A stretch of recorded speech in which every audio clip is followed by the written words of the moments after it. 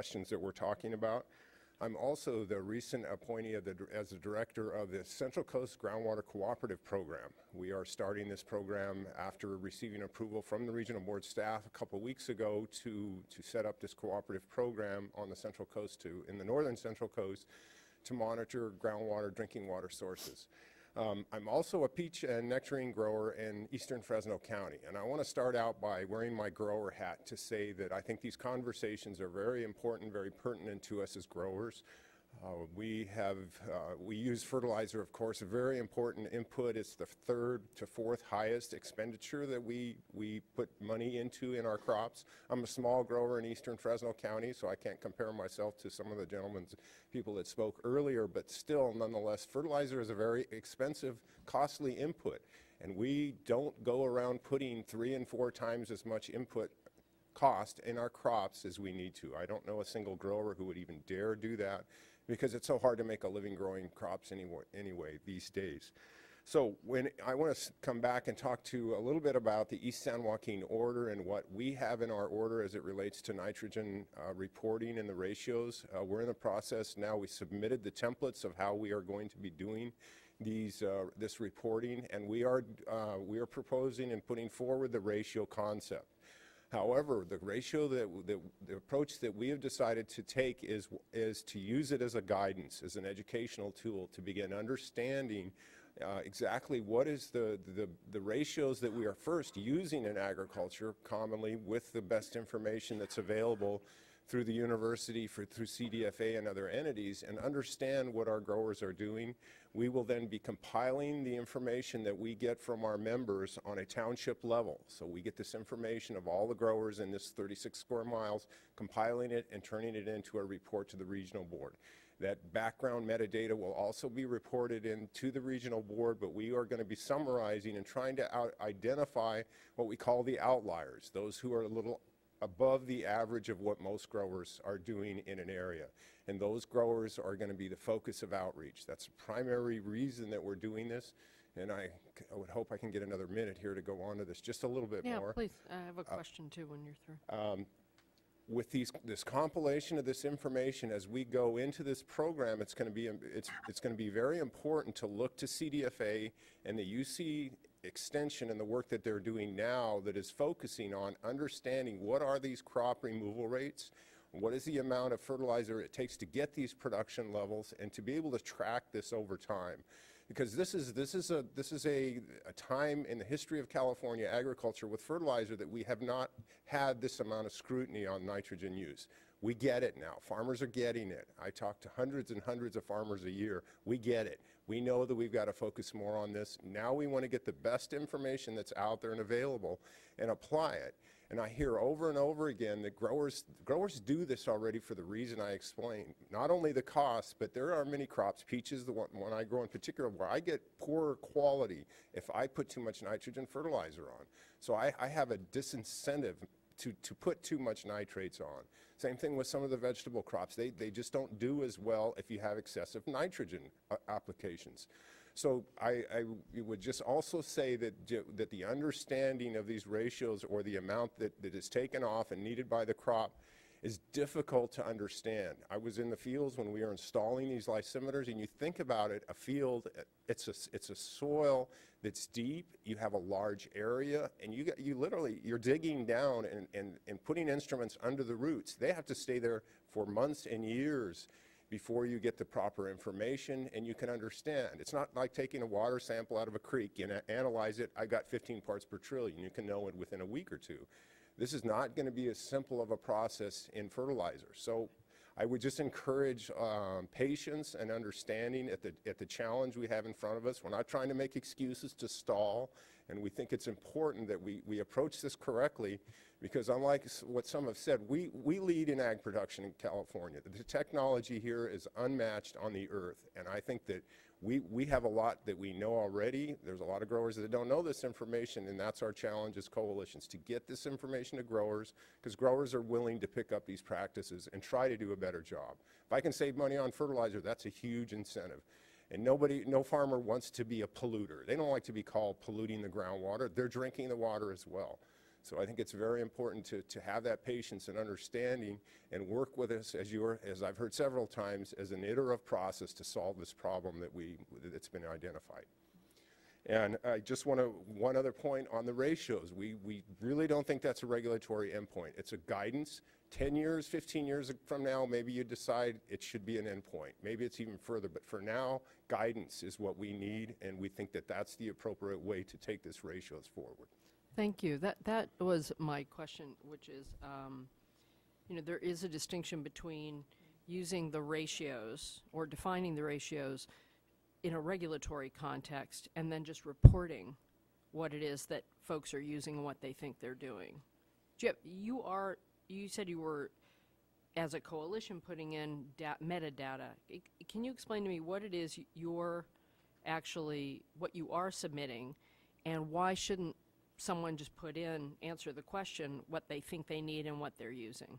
If it's not regulatory, it's just information. What we think we need, we know really well for almonds, we know pretty well for grapes, but you go down the list of 300 crops, and that's where we need work. I grow pomegranates as well. I have no idea what the crop takeoff is that. We've never ground up trees and fruit to say, okay, it took this much nitrogen to produce that much woody material in crops. So we're going to use guidance from CDFA. We'll use guidance from the fertilizer manufacturers to get those brackets, so to speak. And then we fine-tune that as we learn further the takeoff of nitrogen from the applications that we use.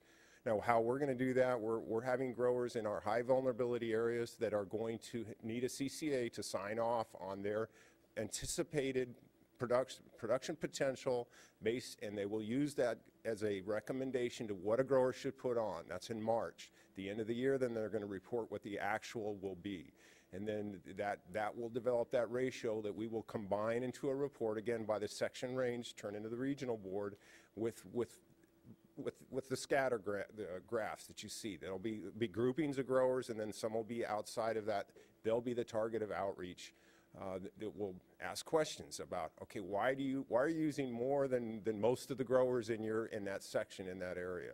And then move over time into an area to where I think the growers that are outside of that norm are going to be understanding, at least better from a university standpoint, why it is they're doing that or why they shouldn't be doing that. So I just don't want us to be reducing the production potential of our very progressive farmers. Some farmers that get huge yields, I use the almond example, you get 5,000 pounds of almonds, you shouldn't be putting on what a 1,000-pound almond grower would put. You wouldn't get that production level. But that doesn't mean you're discharging into groundwater, because that crop is utilizing that production. Same thing, lettuce, any of these crops. It's the yield potential, and it's the amount it takes to reach that yield potential, and when you're doing that in an efficient manner. So I think that we're heading in the right direction with that, and I look forward to, as we go forward, working with the expert panels, CDFA's task force, and the others that are going to really focus on how we do that as best we can. Thank you. You said there was CCA sign-off. Is that, since the Dr. Parker's program is so fresh, they're not necessarily going to have nitrogen management training as a prerequisite, or is that going to be worked in? It's going to be like that. So they're going to be done in March. Our sign-offs need to be starting in March. So it's going to be, we're going to be talking to some of the other. So that all's connected, yeah. In our groups, it's going to be. Yes, it'll be okay. It's good. In California, we're ambitious. We're ambitious to meet tough schedules. We recognize that there's an issue. We're going to move this as quickly forward as we can. One thing, building on Felicia's discussion there, it sounds like a lot of similar information is being gathered in your experience in Central Valley, but maybe transmitted to the regional board in a different way, or it sounds to me, and correct me if I'm wrong, coalition is kind of serving what Central Coast staff is proposing to do themselves, almost, where you're pulling the information together, ranking it, prioritizing areas for outreach, or however you want to state. Right, because we're going to provide the background data to prove that we're not falsifying information to go to the extreme. we don't think it's in anybody's interest to do these summarizations incorrect. And the data is going to be there. The water board can check on it. So it's not in our best interest to do anything that's afoul of what is actually going on. So yes, we're doing that because we think that's an appropriate use of resources, and there's just not enough staff to do that. Right. Yeah. And I guess, you know, I mean, to regional board staff's credit, I mean, I'm hearing that that's their goal too. You know, I'm hearing that they want to assimilate the information, understand it better, put together that sort of graph, you know, the normal distribution, Right. and then do their follow-up with folks who are part of the waiver. But that's being perceived as a regulatory function as opposed to, you know, just co-management. And is there a way for us to be able to state we're dealing? Yeah, he's gonna back. She's gonna. I mean, this is just a discuss. It's a workshop. You know, Yeah. we're talking about. You know, I'm So- seeing a lot of similarity of function and analysis here. I think there's some important distinctions, Member Moore, and I'm Perry's lawyer for the East San Joaquin as well. So, and I think the big distinction that we need to remember is what Perry's talking about and the information as it's set up in the East San Joaquin order, whether the nitrogen ratio summary reporting goes to the third-party coalition who is not a regulatory entity, therefore it's not subject to Public Records Act requirements, right? So there is somewhat of a barrier between the information, and the coalition takes the information and is going to put it into a usable format on a township basis and submit it to the regional board. The regional board has access to that data through the third party, through the coalition, to check its, you know, veracity and its effectiveness. And the nitrogen management reports and the ratios that the growers put together have to remain on farm and be available for regional board review should they want to come out and look at it. That's a very big difference between the reporting that the Central Coast is looking to do, which is direct online reporting to the Central Coast Regional Board, Water Board staff in their database, which then is automatically a public records. I just want to make sure we understand a very big distinction between the two. Okay.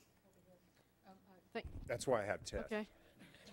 Well, I think there's another distinction here as well, and that's one of trust. And maybe it goes to the Public Records Act issue. But if you could just take a moment and talk about the surface water program that you have right now. And you've spoken with me about it before, but I don't think the other board members have had the benefit of seeing the exceedance levels or the levels and how quickly they've come down with the coalition's involvement. And I think at the end of the day, what we're looking to do here is change behavior, as long as, you know, if we can keep those yields up, and if there's a way that we can get the fertilizer inputs to go down, then it's going to help to protect the public health. And how can we do that most readily? Can we do it with reporting, or is there some other vehicle? So if you could just give us a comparison by talking about the other monitoring program that you're doing and how you've seen the levels go down. Well, when we started in monitoring in 2004, we had about 25 waterways that we were sampling in Madera, Stanislaus, and Merced counties. All 24 of those waterways had exceedances of physical parameters, of pesticides, some of them of nutrients. We started a very extensive outreach effort with the landowners adjacent to the waterways primarily, because we have a 1 million acre area. We couldn't talk, and we don't think they all contributed to the problem. We did GIS mapping of the landowners adjacent to these waterways. We started first with general meetings, then smaller meetings, and then we eventually in 2007 went to one-on-one meetings with the landowners, because we just weren't getting anywhere with the larger meetings. And myself and another Farm Bureau manager have been met with over 200 growers in the last 4 years. We almost had no pesticide exceedances last year. From having once 2006, we had 17 waterways with a particular pesticide exceedance. So the one-on-one exchanges that we've had, the reporting, the outreach that we did with our members, we made them realize that this is an important issue. The water board isn't going to go away. You know, agriculture in the early 2000s, we didn't even know what the water board was. We now know what the water board is and their authorities, and we've been able to make progress with these landowners to change their practices to get these problems solved. So we think that we're continuing to do this outreach, and we've lowered the level of both toxicity and the pesticide exceedances by working as a coalition directly with these landowners and operators in these areas. So it is, the data has shown, I wasn't going to give you guys a slideshow on maybe some other time, but can show you what, we have real live analysis and data that shows that we are minimizing and eliminating toxicity and pesticide exceedances in these waterways. And we want to go forward in our East San Joaquin Coalition with first understanding what our issue is with groundwater nitrates and then working to solve it in the same sort of methodical approach that we used with surface water. Thank you. I have one question. And then we'll let other people speak. I know, I'm so sorry. I know, But it's an irresistible. he's, yes, this is valuable.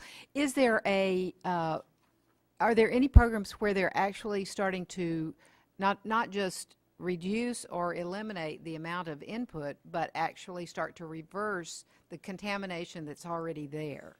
In groundwater, In some of the programs that you're working Well, on? we've Because all- yeah, part of what we're dealing with is drinking water and contaminated drinking water now that needs to get somehow better. we didn't have a groundwater program until December of last year, so we were strictly a surface water program. We now have a WD waste discharge requirement that was passed in December. We're just starting groundwater. We're just out the chute on this program, so we're starting out, and as I say, we're taking this approach of the ratio as a more appropriate, we think, means of getting to those solutions. Thank you very You're much. welcome. Next Chair we- Marcus, if I could just, this is Darren, sorry. Hey, Darren. I just, a Sorry. couple quick technical questions for Perry. I'll keep it very quick. Perry, I noticed on the template that, and you mentioned very briefly when you were going super fast to try to get under 3 minutes, that you actually track two things, and I think you call them recommended nitrogen and then actual, that then yield two different ratios. Yes, no? Yes. We can't get a CCA to sign off on the end of the year saying, okay, sign off on what I just did on my whole summer. They're going to come in before the crop, make a recommendation that's going to have a ratio. The ratio that we're going to report is the actual. The recommended is going to be the CCA's conversation with the grower, looking at your yield potential, and okay, my history of yield is 3,000 pounds of almonds, for instance. So here's what it takes to get 3,000 off of that orchard. And as the season goes on, looks like I have a great crop, maybe I'll have 4,000, you're going to adjust that. Or the June drop, everything fell off, I have no crop out there, so I'm going to reduce the amount of nitrate. So we couldn't get the CCAs to commit, again, to signing off after the fact. They're not going to do that. So that was the only way we could get around doing that. I understand. Thank you.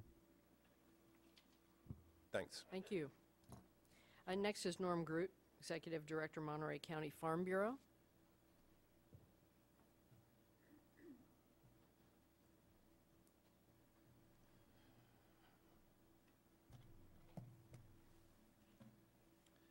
Madam Chair and board members, I'm Norm Groot. I'm with Monterey County Farm Bureau. We are a membership-driven organization of 435 family farms in Monterey County, and we've been around since 1916, and a lot of changes have happened in those 96 years. And before you ask, no, I did not see all those 96 years myself, but close. We submitted a comment letter with a lot of pros and cons to the draft, and we feel there's a lot of good things in there, and we also have some concerns. And I'm not going to focus on all those issues right now. What I want to talk about really right now is why you're not seeing farmers here today and what's going on. Why the regulated community really didn't show up today, so to speak. I think part of it is they're out in the field planting. They're out in the field harvesting. This is a busy time of the year for everyone in the Salinas Valley. They're finishing up crops. They are now planting their late season crops. This is really not a time where they can spare to be away from their fields. I think part of this is also due to issue fatigue. We've been at this for over 4 years. We've been waiting for this hearing for 15 months now. And I think there's a lot of people in there who have kind of run this mill, so to speak. There's been many iterations of the ag waiver over time here, and we've been active in all aspects of the ag waiver and all the iterations going forward. So what I'm trying to say here is that, yes, farmers are still active and engaged. They're still wanting to see how this comes out, and they want to make this work. We all realize that we need clean drinking water. That's not in question. And I think we can demonstrate that by the recent approval of the Groundwater Cooperative Monitoring Program for the Central Coast region in Monterey, San Benito, Santa Clara, and Santa Cruz counties that really is going to move this process forward. So they are active and engaged in this process, and by no means they're not showing up here today doesn't mean that they're involved. I think we're all, as we said earlier, looking to actively achieve and attain compliance. It's a big challenge, and large growers and small growers are challenged in many different ways. I think the large growers are looking from the management standpoint that they're probably going to have to hire help. And particularly for small growers who are maybe a farmer and his wife, or maybe a kid or two, they don't have the expertise nor the understanding nor the ability to hire someone. So there are a lot of challenges that are involved in achieving and attaining compliance here. Their primary job, obviously, is working outside in the field. They're long days. They've got a lot to manage. There's a lot of things that they have to look at and make decisions on every day. Compliance work is usually done after that long day finishes, which means it's in the weekends or primarily in the evenings. And I wish, really, more farmers could come here and tell their stories, similar to what you heard from Dale and others earlier. I think it's important that you hear those stories and what actually is happening on the ground and where we're at and what they're doing to comply and be the innovators that we're all talking about here. They are innovators. They are using drip tape, and I'll cite the Ag Commissioner's crop report from 2011 that estimates that 60% of the crops produced in Monterey County are using drip tape and fertigation at this point. Nitrogen management, we've talked a lot about that, and it is a variable cost. It is an input that adds to the cost of the production, and it's not taken lightly, especially in light of the costs and the increasing costs each year. It is expensive to fertilize. We are all early adapters of new practices and the technologies that come along, providing that they're proven to be financially sustainable and can be used in practice. But we need to achieve where we're going through research and science to understand how we can get to that point. The science is the most important part of this. So I'm not going to be flipped by saying this, but I think if you want to hear the farmers' stories, you're going to have to hold this meeting in the evening, like at 10 o'clock. Thank you for your time. Thank you. Next is Dave Lawson, Crop Protection Services.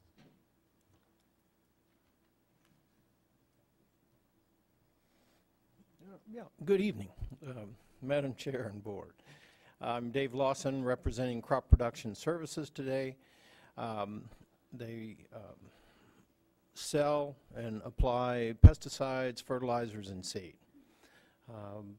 Probably one of the top companies in California, Arizona, and that's my area of responsibility is California, Arizona. But I will back up a moment that I was a research manager for the Midwest, and I understand huge differences, and I understand the initiative that California takes. And I won't repeat comments from earlier. It's a different world out here, and no other place has this level of regulation or initiative going. So from a CPS, I'll try to be quick, we have 450 PCAs in California. Of that, we have 160 that are CCAs. So as a PCA, you're welcome to this book if you like, but this is the book that a PCA would review for his CCA license. And I assure you there's all kinds of chemistry in here that we've probably forgot since college days. But it is a renewal of information and brain power. So most of the PCAs we have in the field are probably about 5 years younger than me. Definitely gray-haired though, 30 years of experience in the field, and they're PCAs that are now taking the CCA license. We have, as far as CPS, we have thousands of CCAs across the nation. But because of California and the PCA program that's been here, CCA has had a backseat, or almost non-existent, till the water regulations.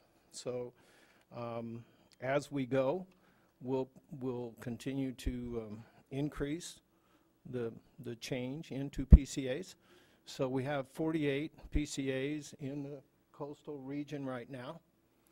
of that, I would address that, yes, they're all sharp people, but probably 10 of them recognize the real importance of irrigation, water management, and the wealth of things that a person needs to take into consideration these days. So it's not just fertilizers, it's water management as well. And that is going to take time. And I appreciate the slides from CDFA, but again, if you recognize, that's only about 12 crops. And so as we continue to do, we have a very strong research group, and we have a very strong lab in Madera that handles lots of petiole samples, soil samples, and there's a huge database for the growers. But that goes to the next step. Fertilizers are still a protected area for most growers because of their competitive advantages. So California, again, greatly different from any other state I've ever worked. We have blends here almost specific to the grower. He doesn't really care to share that with his neighbor that he hopes to buy out 5 years from now. So, you know, it's just a natural progression. So, but we do have tremendous data on different crops and what their needs are, but highly confidential. And it doesn't really merge well with another existing database that CDFA or UC Davis is generating.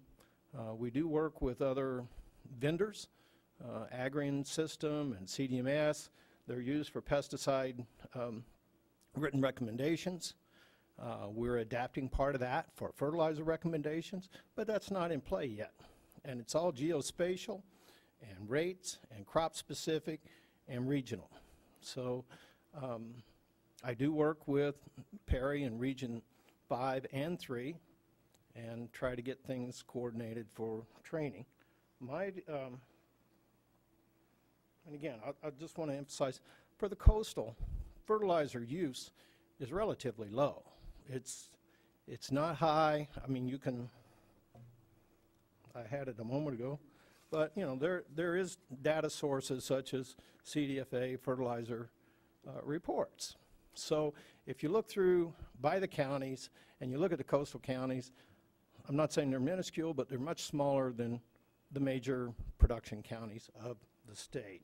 So my time is up. My real I do want to say that we work with the International Plant Nutrient Institute on lots of grants and outreach and education. We have a 2015 plan and a 2020 plan, and that addresses different fertilizers, changes in formulation. As you've heard a lot about the drip, you know, the prices have caused shifts in technology. So production stays up, but the technology changes, and we still need a lot of help in that. Can you, yeah, I think that's a wrap, unless you want to say my two last- words, just because I can't, 2 words. it's late, so I'll I use can't one. let everybody go. Liability is a huge concern of ours for the CCA written recommendations for the nutrient ratios that you're describing. We haven't worked through that yet on a legal basis, both from environmental regulatory obligation and from a crop production obligation. Thank you. Okay, thank you. Next, Kirk Schmidt, Central Coast Water Quality.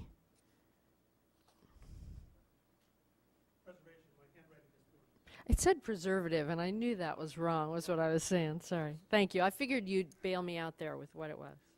Kirk Schmidt, the Executive Director of Central Coast Water Quality Preservation. We conduct all of the surface water cooperative monitoring in Region 3 for the farmers enrolled in the Ag Order. We've been doing this since 2005. There is no coalition on the Central Coast, and the growers enrolled directly with the regional office, the regional board. We monitor throughout the Central Coast at over 50 locations. Every month we do toxicity sampling and a benthic analysis, the whole scope of monitoring of surface waters. I wanted to address provisions 72 and 73, which are the Tier 3 surface water monitoring requirements in the Ag Order and your proposed order. Abby Taylor Silva stated that a grower spent over $8,000 having the sampling and analysis plan and QAP prepared for 2 farms. It's easy to see how this process could be over $5,000 per farm, depending on the farm size. The growers in Tier 3 have larger farms, so because they have larger farms, they have multiple points of discharge from the farms that have to be taken into consideration when the sampling and analysis plan and the QAP is written. Actually, the QAP is fairly voluminous but relatively simple compared to the sampling and analysis plan, which has to be tweaked for the individual farm. Unfortunately, the order as written and as revised makes it ambiguous how to do this, which drives the cost up because it is unclear how to apply it to each of the farms. And so the consultants end up having to prepare a much more elaborate process than is necessary because of this ambiguity. For example, while it is an improvement to change the word to outfall, some of the language describing an outfall may imply that you're taking a sample that's off the farm on your neighbor's ditch, which would have trespass and access issues. Or in the case of tile drains, it's off the farm in a community sump, and all the water is mixed together from all the different farms at that point. So from the point of view of writing the sampling analysis plan, you have to deal with this vagueness as opposed to simply saying from a discharge point at the edge of the property or the edge of the farm, which would be more succinct and make it easier for someone to divine what is being intended if the regulators come back and say that there was an issue of noncompliance. From the second issue on this is the question of taking a sample that is representative of 80% of the water discharged at that time. Well, it's one thing to know when you're in the field standing there where a representative sample is. It's totally different to write months or years before in a sampling and analysis plan how you're going to determine what is representative of 80% of the discharge at some future date, particularly if it's an irrigation event and you have random places of discharge. It's easy to say that at the time you take the sample it should be representative of the maximum flow, but it's very hard for a grower to determine way in advance what day the maximum flow is going to be on, much less how to do a storm event for the same reason. One of the issues that came up was sampling of ponds, and again this goes to the expense of writing the sampling and analysis plan. There's actually a third use of ponds that is very common on the Central Coast. NRCS has designed and built for many growers retention ponds that are designed just to slow the water down during storm events so that it trickles off the field instead of having a massive surge of sediment off the field. These ponds are designed to collect the water and then slowly release it. Well, if those ponds are sampled as the water, not in the pond, but as the water leaves the property, that makes perfect sense. But to sample the pond also is not necessary because it's just there to slow it down as a slowly leaking dike so that it reduces the sediment. Simplicity would make the cost of achieving the objectives you want to achieve a lot lower for the growers without reducing the information you seek to collect. And it just needs to be tweaked slightly so that it can be applied in the diversity of fields that exist on the Central Coast and make it easier for whoever is writing the sampling and analysis plans to at least predict or divine what was intended when they write the plans 6, 7, or a year in advance, 6, 7 months or a year in advance. Thank you. Thank you very much. You provided that in writing, some example tweaks for us to consider? I will be happy to send it to you. I didn't submit anything in advance. Okay. Okay, next is Karen Burr, Executive Director, California Association of Resource Conservation Districts. Oh, sorry. Sarah, are you still here? There you are. Sarah Amzadeh, California Coastkeeper Alliance. Good evening. I'll just, I think, be the first to say evening, board members. Sarah Manzada. Oh, sorry, what was that? Someone already said it? No, it's not, somebody already said that, but it's really Okay. not evening yet, not to be too technical about it. I realize now that we're on our 6th hour of public comment, so I will keep my remarks very, very brief. Representing the California Coastkeeper Alliance and our Central Coast Water Keepers, Monterey Coastkeeper, and Santa Barbara Channel Keeper presented a very, what I thought, thorough presentation today and have submitted detailed written comments. And I want to support those comments. And I just want to echo something Steve Shimmick said. I truly believe that the frame for this process cannot be what is good for the agriculture industry. And being directly involved in a number of state water board policies and permits, I think we can't use regulated industries' feeling or reaction to these permits and policies as a barometer by which we measure them. And I just urge, I mean, we have some serious issues here. We need to reduce the nutrient discharges. We need to eliminate toxic pesticide discharges. There are serious public health and environmental issues here that are, frankly, starting to make news nationwide, and we simply have to take action to address them. I really call on this board to take leadership role and start to put protections in place now. You know, even as we have an expert panel developing recommendations, even as we collect more science and information, we need to put an effective program in place that protects communities without access to safe water and that stops the spread of contamination. So I thank the board for your work, and I urge you to take swift action. Thank you. Thank you. Next, Abby Taylor Silver. Now, I just want to say, if those people who spoke during their presentations do public comments now, I don't want you to come back in the rebuttal, You've got it. because that's too many bites of the apple, and the day is late, so. I understand. Thank Okay. you.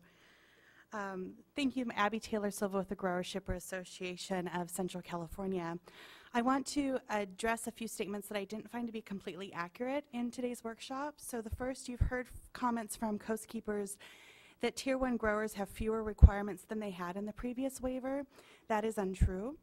There were a number of new requirements for all growers, including those in Tier 1, one of the most substantial of which is groundwater monitoring. And we weren't planning to speak about our approved groundwater cooperative monitoring program, as this approval was made outside of the timeline of this petition. But since so much has been spoken about it by the Coast Keepers organization, I feel that it's necessary that we correct the record, so I will. Our organization, along with local farm bureaus and Western growers, has created a cooperative groundwater monitoring program that will provide science-based, consistent contour reporting of nitrates in groundwater. I'm personally very proud of this program. It was approved on July 11th, and as I believe it will provide better information that everyone, including the public, and people drinking water that is coming from limited hookups that is not currently monitored by the County Department of Environmental Health, would have received had they just relied on individual monitoring. In our program, you may actually find that